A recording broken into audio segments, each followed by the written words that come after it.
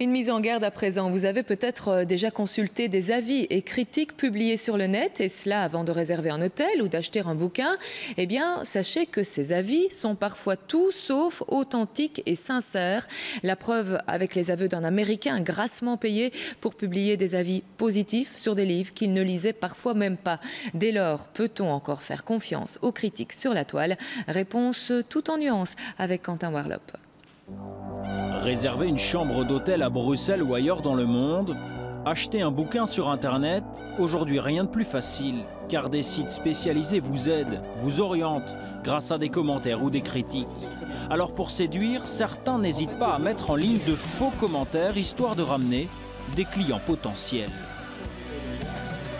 Là, j'ai vu une phrase dans le commentaire où on dit que l'hôtel met vraiment le client au centre de ses priorités.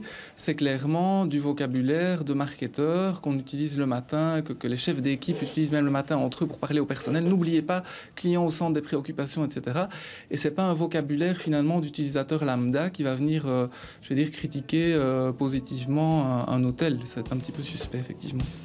En réalité, près de 8 Belges sur 10 font plus confiance aux commentaires citoyens qu'aux commentaires des entreprises elles-mêmes.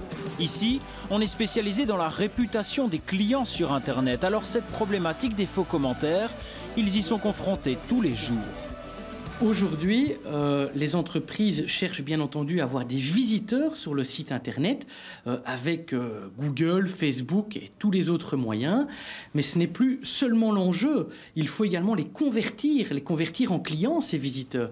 Et donc, pour les convertir, on va adapter les pages web et essayer de crédibiliser par notamment des commentaires, par des images de qualité, par des textes sans faute d'orthographe, etc. pour être le plus séduisant. Si le phénomène existe depuis longtemps, certains appellent à la prudence. Anne est une blogueuse avertie et payée pour obtenir un commentaire, elle n'y a jamais pensé. C'est totalement amoral comme comportement, mais je ne vois pas comment on pourrait l'éviter, puisque tout un chacun peut finalement écrire ce qu'il veut sur Internet. Et je ne vois pas du tout comment on pourrait contrôler, légiférer cette technique. Difficile de délimiter la frontière entre le vrai et le faux commentaire, mais rien ne vous empêche de rester critique par rapport aux critiques.